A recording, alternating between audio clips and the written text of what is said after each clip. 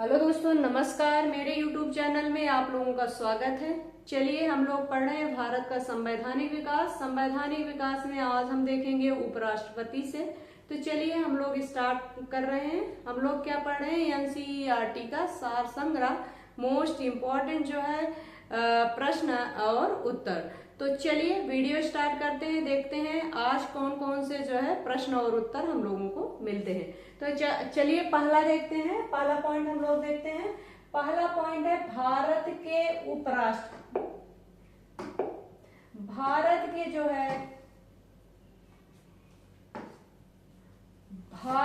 के उपराष्ट्रपति के निर्वाचक मंडल में कौन कौन सम्मिलित है? भारत के उपराष्ट्रपति के निर्वाचक मंडल में कौन कौन सम्मिलित है? ध्यान से समझिएगा, मोस्ट इंपॉर्टेंट क्वेश्चन है। भारत के निर्वाचक मंडल में मुख्य रूप से कौन कौन सम्मिलित है, या भारत के निर्वाचक मंडल में कौन कौन सम्मिलित है? भारत के निर्वाचक मंडल में जो सम्मिलित है, संसद के दोनों सदनों के निर्वाचित एवं मनोनीत सदस्य। संसद के जो है संसद के दोनों सदनों के निर्वाचित एवं मनोनीत सदस्य। संसद के दोनों सदनों के सभी निर्वाचित एवं मनोनीत सदस्य जो है उपराष्ट्रपति के निर्वाचक मंडल में सम्मिलित होते हैं। उपराष्ट्रपति के निर्वाचक मंडल में सम्मिलित होते हैं संसद के दोनों सदनों के सभी निर्वाचित सदस्यों मनोनीत सदस्य। आप लोग समझ गए होंगे। आगे बढ़ते हैं हम लोग, अगला क्वेश्चन देखते हैं। भारत के उपराष्ट्रपति को पद से हटाने संबंधी प्रस्ताव संसद के किस सदन में लाया जा सकता है?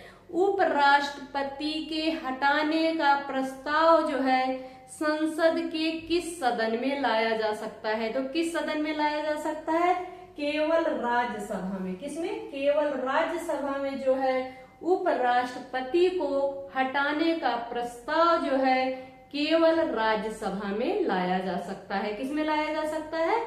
उपराष्ट्रपति को हटाने का प्रस्ताव जो है केवल राज्यसभा में लाया जा सकता है। आप लोग समझ गए होंगे। आगे बढ़ते हैं हम लोग। राष्ट्रपति के निर्वाचन के समान ही उपराष्ट्रपति के निर्वाचन से संबंधित सभी विवादों के समाधान का अधिकार उच्चतम न्यायालय को प्राप्त है, उसका निर्णय अंतिम होता है। यदि अगर राष्ट्रपति के निर्वाचन संबंधी कोई विवाद हो जाता है तो उसका समाधान कौन करता है? उच्चतम न्यायालय करता है।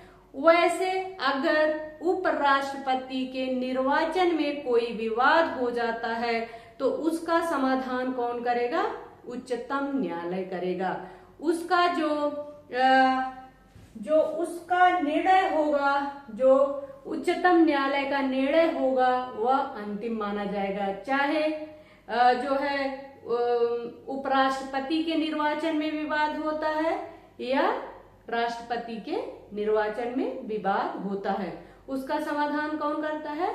उच्चतम न्यायालय करता है। आप लोग समझ गए होंगे। आगे बढ़ते हैं। राज्यसभा का सभापति कौन होता है? राज्यसभा का सभापति कौन होता है? राज्यसभा का सभापति उपराष्ट्रपति होता है। कौन होता है?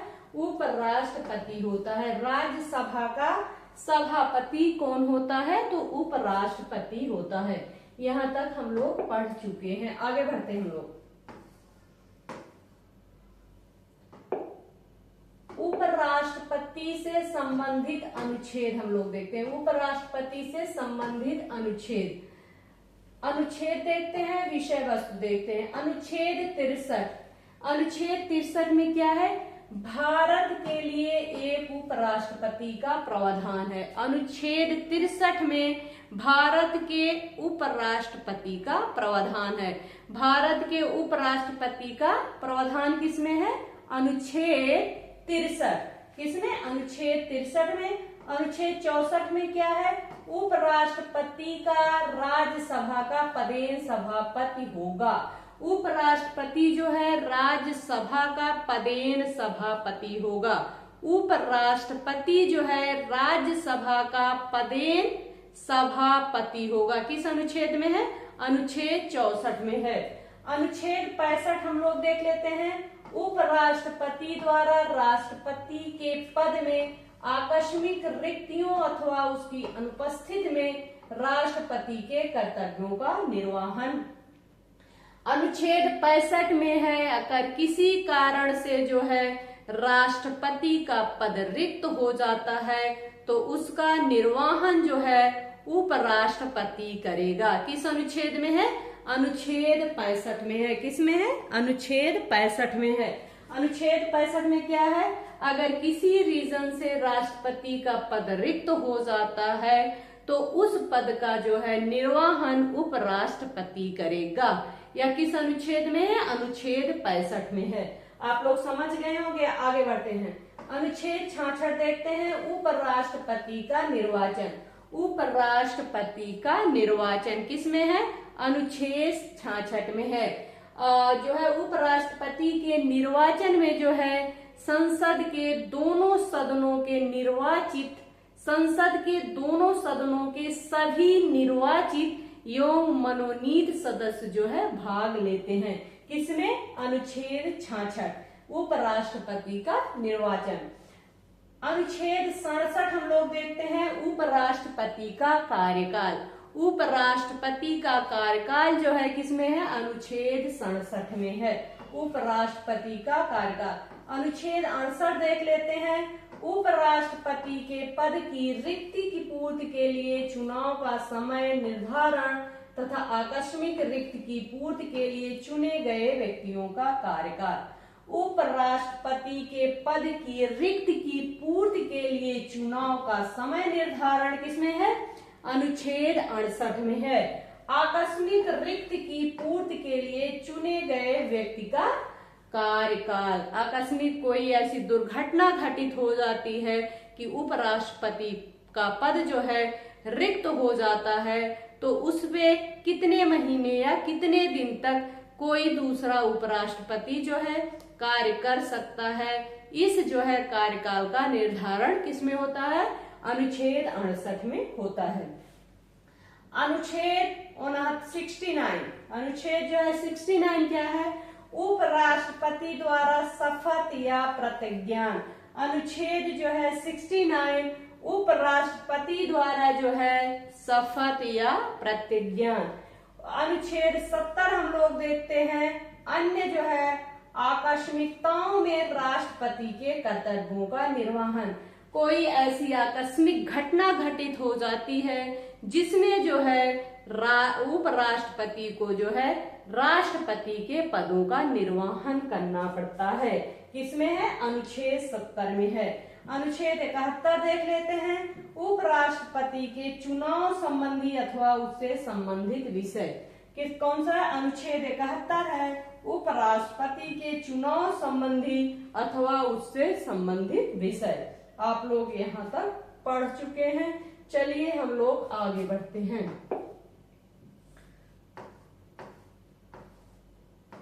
राष्ट्रपति तथा उपराष्ट्रपति पद की तुलना। राष्ट्रपति तथा उपराष्ट्रपति पद की तुलना हम लोग कर लेते हैं।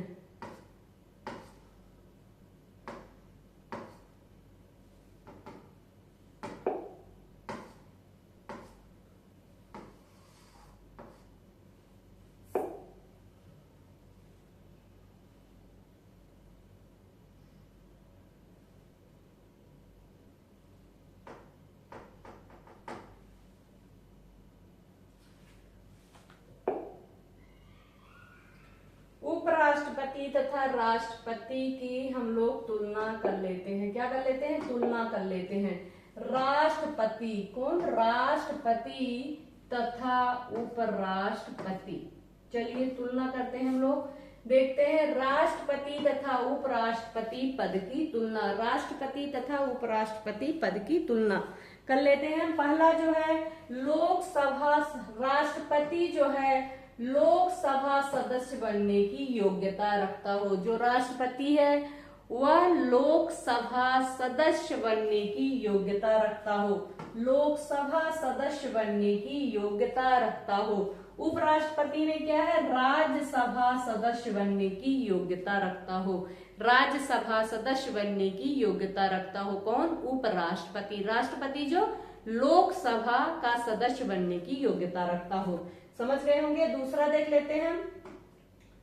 राष्ट्रपति के निर्वाचक मंडल में संसद के दोनों सदनों तथा राज्य विधानसभाओं के निर्वाचित सदस्यों के साथ साथ दिल्ली एवं पुदुचेरी के विधानसभा के निर्वाचित सदस्य भी शामिल होते हैं। कौन कौन शामिल होता है राष्ट्रपति के निर्वाचक मंडल में? राष्ट्रपति के निर्वाचक मंडल में संसद के दोनों सदनों के सदस्य, दोनों सदनों के निर्वाचित सदस्य, दोनों सदनों के निर्वाचित सदस्य, दोनों सदनों के निर्वाचित सदस्य एवं राष्ट्रपति के निर्वाचक मंडल में संसद के दोनों सदनों एवं राज्य विधानसभाओं के निर्वाचित सदस्य एवं दिल्ली तथा पुदुचेरी के विधानसभा के निर्वाचित सदस्य भी शामिल होते हैं। दिल्ली तथा पुदुचेरी के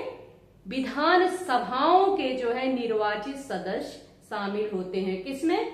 राष्ट्रपति के निर्वाचक मंडल में संसद के दोनों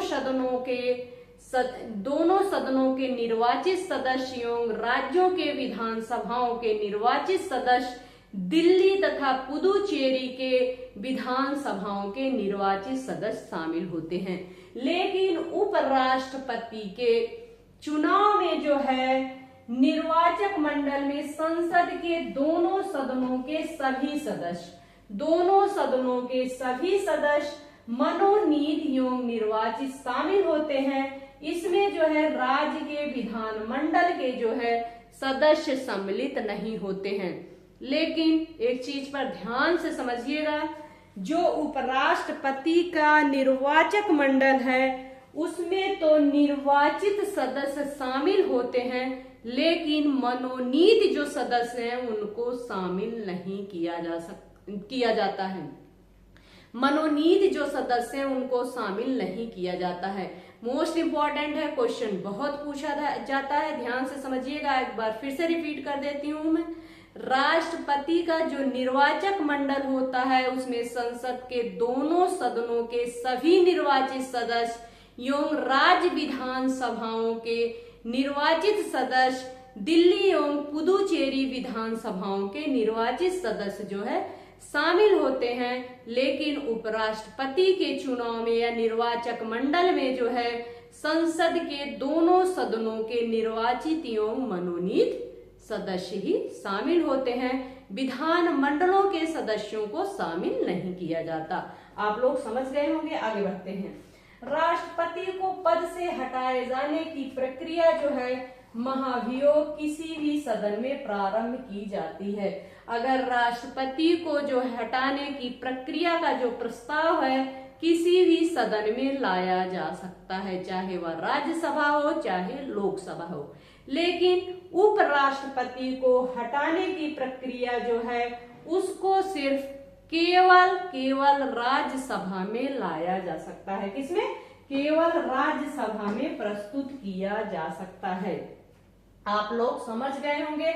आगे बढ़ते हैं। उपराष्ट्रपति का वेतन जो है भारत की संचित निधि पर भारित होता है। उपराष्ट्रपति का वेतन जो है भारत के संचित निधि पर भारित होता है। कहाँ होता है?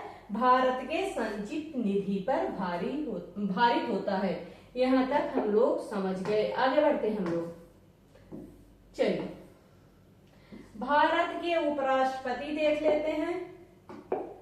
डॉक्टर सर्वपल्ली राधाकृष्णन पहले उपराष्ट्रपति कौन थे? डॉक्टर सर्वपल्ली राधाकृष्णन। पहले उपराष्ट्रपति कौन थे? डॉक्टर सर्वपल्ली राधाकृष्णन। ज्यादा जो है कौन पूछा जाता है? पहले पूछे जाते हैं। डॉक्टर सर्वपल्ली राधाकृष्णन थे पहले उपराष्ट्रपति 1952 से 1962। दूसरे थे डॉक्टर जाकिर हुसैन 1962 से 1967। तीसरे थे श्री वराहगिरी वेंकट गिरी 1967 से 1969। श्री गोपाल स्वरूप पाठक 1969 से 1974, श्री बी.डी. जत्ती 1974 से 1979, न्यायमूर्ति मोहम्मद हिदायतुल्लाह 1979 से 1984, श्री आर वेंकट रमन 1984 से 1987, डॉक्टर शंकर दयाल शर्मा 1987 से 1992, श्री के आर नारायण 1992 से 1997, श्री कृष्णकांत 1997 से 2002, श्री भैरव सिंह शेखावत 2002 से 2007 तक, डॉक्टर हामिद अंसारी 2007 से 2017 तक, श्री मुप्पा वराप वेंकैया नायडू, श्री मुप्पा वराप वेंकैया नायडू 2017 से अब तक। चलिए आगे बढ़ते हैं हम लोग। किस सदन की अध्यक्षता ऐसे व्यक्ति द्वारा की जाती है जो उस सदन का सदस्य नहीं होता है? किस सदन की अध्यक्षता ऐसे व्यक्ति द्वारा की जाती है जो उस सदन का सदस्य नहीं होता है? किस सदन की अध्यक्षता जो है ऐसे व्यक्ति द्वारा की जाती है जो उस सदन का सदस्य नहीं होता है? तो कौन? राज्यसभा। कौन? राज्यसभा। राष्ट्रपति के मृत्यु, त्याग पत्र अथवा हटाए जाने की स्थिति में राष्ट्रपति का पदभार कौन सबसे पहले ग्रहण करेगा? कौन ग्रहण करेगा? उपराष्ट्रपति ग्रहण करेगा। अगर राष्ट्रपति को आकस्मिक कोई ऐसी घटना घटित हो जाती है कि राष्ट्रपति का पद जो है खाली हो जाता है, तो सबसे पहले जो उसका भागीदार होगा या सबसे पहले जो उस पद पर जो है आसीन होगा वह कौन? किसको मौका दिया जाएगा? उपराष्ट्रपति को जो है सबसे पहले मौका मिलता है। भारत में उपराष्ट्रपति के पद से संबंधित प्रावधान जो है अमेरिका के संविधान से लिया गया है। भारत में उपराष्ट्रपति का जो पद है उसको कहां से लिया गया? अमेरिका के संविधान से लिया गया है। कहां से लिया गया है? अमेरिका के संविधान से लिया गया है।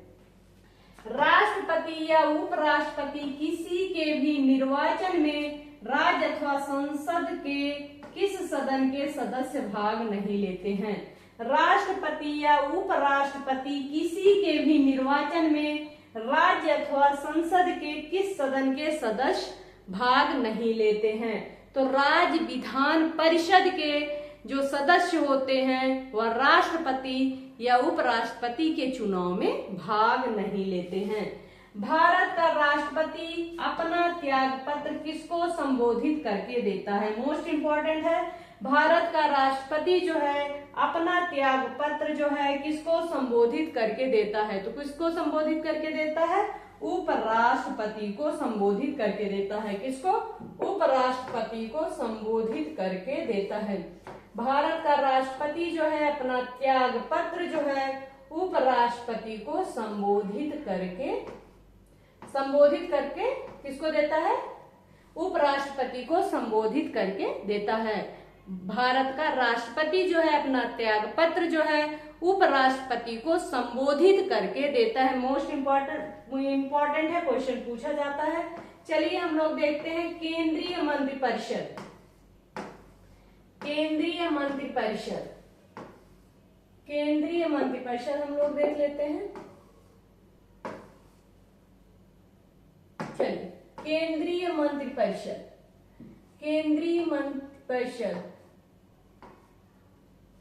Union council of ministers. चलिए स्टार्ट करते हैं हम लोग। चलिए केंद्रीय मंत्रिपरिषद देखते हैं हम लोग। केंद्र सरकार का प्रमुख कौन होता है? मोस्ट इंपॉर्टेंट, केंद्र सरकार का प्रमुख कौन होता है? केंद्र सरकार का प्रमुख कौन होता है? प्रधानमंत्री। केंद्र सरकार का प्रमुख कौन होता है? प्रधानमंत्री होता है। प्रधानमंत्री की नियुक्ति किसके द्वारा की जाती है?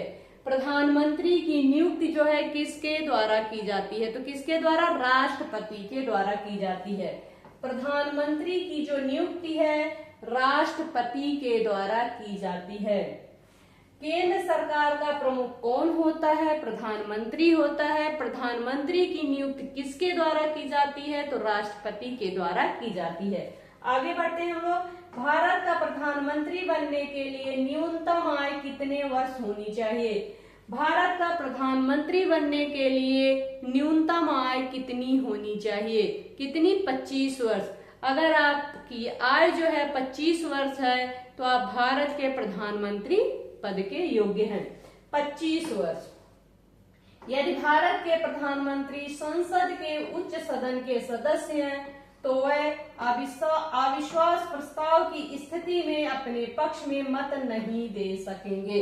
अगर ऐसी स्थिति उत्पन्न हो जाती है कि प्रधानमंत्री के प्रति जो है अविश्वास प्रस्ताव लागू हो जाता है तो उस स्थिति में अगर प्रधानमंत्री जो है राज्यसभा या उच्च सदन का सदस्य है तो अपने पक्ष में वह मत नहीं दे सकेगा। अपने पक्ष में मत नहीं दे सकेगा अगर वह उच्च सदन राज्यसभा का सदस्य है।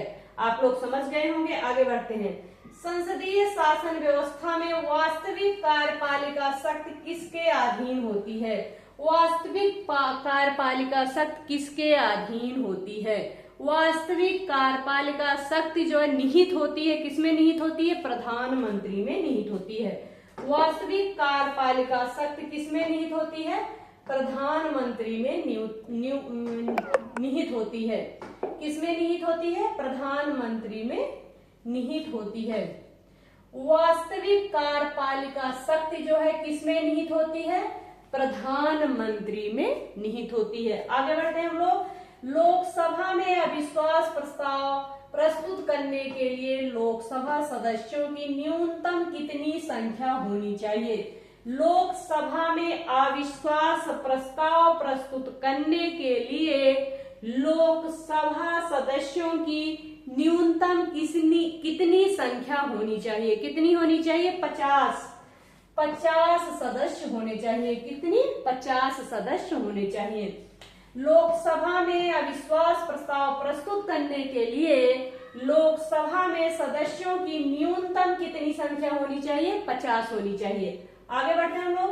भारत का प्रधानमंत्री सामान्यतः किस सदन का सदस्य होता है?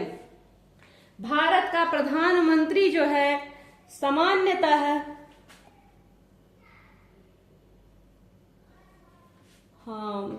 चलिए थोड़ा और देख लेते हैं। भारत का प्रधानमंत्री जो है सामान्यतः किस सदन का सदस्य होता है? तो लोकसभा राज्यसभा का सदस्य भी प्रधानमंत्री बन सकता है। वैसे लोकसभा का सदस्य होना चाहिए लेकिन राज्यसभा का सदस्य भी होकर वह प्रधानमंत्री बन सकता है। वैसे लोकसभा का सदस्य होना चाहिए लेकिन राज्यसभा का सदस्य भी प्रधानमंत्री बन सकता है। लेकिन राज्यसभा का सदस्य भी प्रधानमंत्री बन सकता है। भारतीय संविधान का अनुच्छेद 75 जो है प्रधानमंत्री एवं अन्य मंत्रियों की नियुक्ति मंत्रिपरिषद के आकार एवं उत्तरदायित्व का निर्धारण करता है। अनुच्छेद 75 जो है प्रधानमंत्री एवं अन्य मंत्रियों की नियुक्ति मंत्रिपरिषद के आकार एवं उत्तरदायित्व का निर्धारण करता है। आप लोग यहां तक समझ गए होंगे। आगे बढ़ते हैं हम लोग। मंत्रिमंडल में जो है मंत्रिमंडल में कुल मंत्रियों की संख्या प्रधानमंत्री सहित लोकसभा के सदस्यों की कुल संख्या के 15% से अधिक नहीं होगी। यह प्रावधान किस संविधान संशोधन के द्वारा किया गया? यह संशोधन जो है यह प्रावधान किस संविधान संशोधन के द्वारा किया गया कि मंत्रिमंडल में जो है कुल मंत्रियों की संख्या, ध्यान से समझिएगा, कुल मंत्रियों की संख्या प्रधानमंत्री सहित लोकसभा के सदस्यों की कुल संख्या के 15% से जो है अधिक नहीं होगी। कितने? 15% से अधिक नहीं होगी। यह प्रावधान किस संशोधन के द्वारा प्रावधान किया गया? किस संविधान संशोधन के द्वारा यह प्रावधान किया गया कि मंत्रिमंडल में कुल मंत्रियों की संख्या प्रधानमंत्री सहित लोकसभा के सदस्यों की कुल संख्या के 15% से अधिक नहीं होगी। किस संशोधन द्वारा किया गया? 91वां संशोधन 2003। 91वां संशोधन 2003 के द्वारा जो है मंत्रिमंडल में कुल मंत्रियों की संख्या प्रधानमंत्री सहित लोकसभा के सदस्यों की कुल संख्या के 15% से अधिक नहीं होगी। कितने? 15% से अधिक नहीं होगी। यह जो है प्रावधान 91वें संविधान संशोधन 2003 के द्वारा किया गया था। 2003 के द्वारा किया गया था। आगे बढ़ते हैं। संसद का सदस्य नहीं होने पर कोई व्यक्ति अधिकतम कितने माह तक केंद्रीय मंत्री रह सकता है? अगर कोई जो है संसद का सदस्य नहीं है तो वह अधिकतम कितने माह तक जो है केंद्रीय मंत्री रह सकता है? तो कितने माह तक? 6 माह तक। कितने? 6 माह तक वह मंत्री रह सकता है। इसके आगे बढ़ते हैं हम लोग।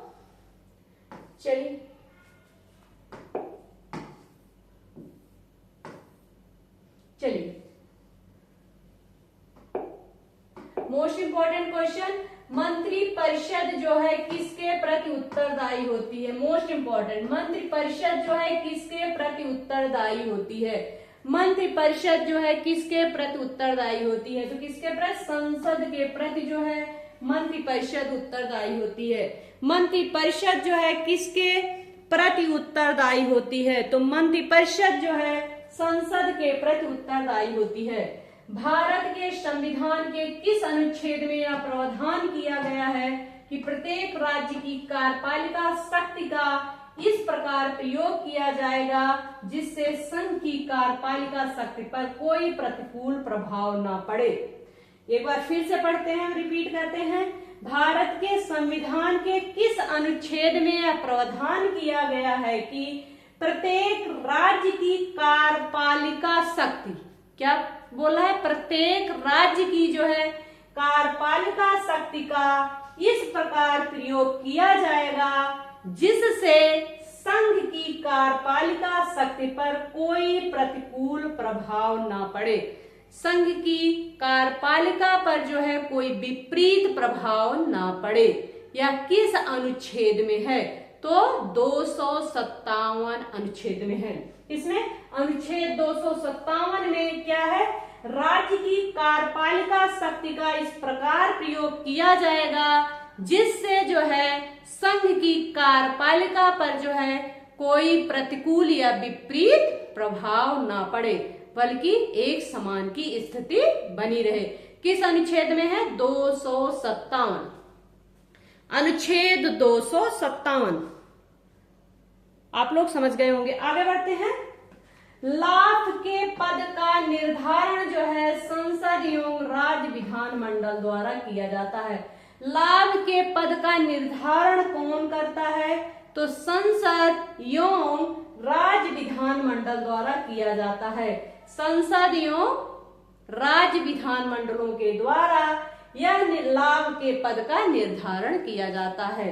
आप लोग समझ गए होंगे। आगे बढ़ते हैं। भारतीय राजनीतिक व्यवस्था में कार्यपालिका किसके अधीन कार्य करती है? भारतीय राजनीतिक व्यवस्था में कार्यपालिका जो है किसके अधीन कार्य करती है? तो किसके अधीन? विधायिका के अधीन जो है कार्य करती है। भारतीय राजनीतिक व्यवस्था में जो है कार्यपालिका किसके अधीन कार्य करती है? तो विधायिका के अधीन कार्य करती है। नेहरू की कैबिनेट में पहले गृह मंत्री तथा बाद में रक्षा मंत्री कौन बने? नेहरू की कैबिनेट में पहले गृह मंत्री, नेहरू के कैबिनेट में पहले गृह मंत्री तथा बाद में रक्षा मंत्री कौन बने? तो कैलाशनाथ काटजू। कैलाशनाथ काटजू जो है नेहरू की कैबिनेट में पहले गृह मंत्री तथा बाद में जो है रक्षा मंत्री बने। कौन थे? कैलाशनाथ काटजू। कैलाशनाथ काटजू। कैलाशनाथ काटजू जो है नेहरू की कैबिनेट में पहले गृह मंत्री तथा बाद में रक्षा मंत्री बने। आप लोग समझ गए होंगे, आगे बढ़ते हैं।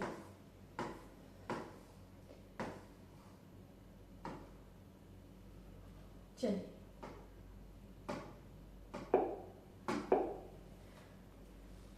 स्वतंत्र भारत के प्रथम वित्त मंत्री कौन थे? स्वतंत्र भारत के प्रथम वित्त मंत्री कौन थे? श्री आर के खष्टमुगम चेट्टी। श्री आर के खष्टमुगम चेट्टी स्वतंत्र भारत के प्रथम वित्त मंत्री, स्वतंत्र भारत के प्रथम वित्त मंत्री थे श्री आर के खड़मुगम चेट्टी थे। श्री आर के खड़मुगम चेट्टी थे। क्या थे? स्वतंत्र भारत के प्रथम वित्त मंत्री थे श्री आर के खड़मुगम चेट्टी थे। आप लोग समझ गए होंगे, आगे बढ़ते हैं। भारत के किस प्रधानमंत्री का विदेश में आकस्मिक निधन हुआ था? भारत के किस प्रधानमंत्री का जो है विदेश में आकस्मिक निधन हुआ था? तो लाल बहादुर शास्त्री जी का जो है विदेश में आकस्मिक निधन हुआ था। किसका? लाल बहादुर शास्त्री। लाल बहादुर शास्त्री का जो है विदेश में आकस्मिक निधन हुआ था। भारत के प्रधानमंत्री थे। अपने प्रधानमंत्रित्व काल में कौन सा नेता एक भी बार संसद में उपस्थित नहीं हुआ था? कौन ऐसे प्रधानमंत्री थे जो अपने कार्यकाल में जो है संसद में एक बार भी उपस्थित नहीं हुए थे? चौधरी चरण सिंह। कौन थे? चौधरी चरण सिंह। अपने प्रधानमंत्रित्व काल में कौन सा नेता जो है एक बार भी संसद में उपस्थित नहीं हुआ था? संसद में एक बार भी उपस्थित नहीं हुआ था। कौन थे? चौधरी चरण सिंह। कौन थे? प्रधानमंत्री थे चौधरी चरण सिंह। आगे बढ़ते हैं। संविधान के किस अनुच्छेद में मंत्रिमंडल शब्द का प्रयोग किया गया है? संविधान के किस अनुच्छेद में जो है मंत्रिमंडल शब्द का प्रयोग किया गया है? तो अनुच्छेद 352(3) में। किसमें? अनुच्छेद 352(3) में जो है संविधान मंत्रिमंडल शब्द का प्रयोग किया गया है। अनुच्छेद 352(3) में जो है मंत्रिमंडल शब्द का प्रयोग किया गया है। श्वेत पत्र क्या है? श्वेत पत्र जो है भारत से संबंधित आधिकारिक दस्तावेज है। श्वेत पत्र जो है भारत से संबंधित आधिकारिक दस्तावेज है। श्वेत पत्र जो है भारत से संबंधित आधिकारिक दस्तावेज है। संघीय मंत्रिमंडल का पुनः गठन किसके प्रतिवेदन पर आधारित था? संघीय मंत्रिमंडल का पुनः गठन जो है किसके प्रतिवेदन पे आधारित था? तो किसके? गोपाल स्वामी अयंगर। किसके? गोपाल स्वामी अयंगर। गोपाल स्वामी अयंगर। यहां तक हम लोग समझ गए, पढ़ चुके। चलिए, मंत्रिपरिषद तथा मंत्रिमंडल। चलिए,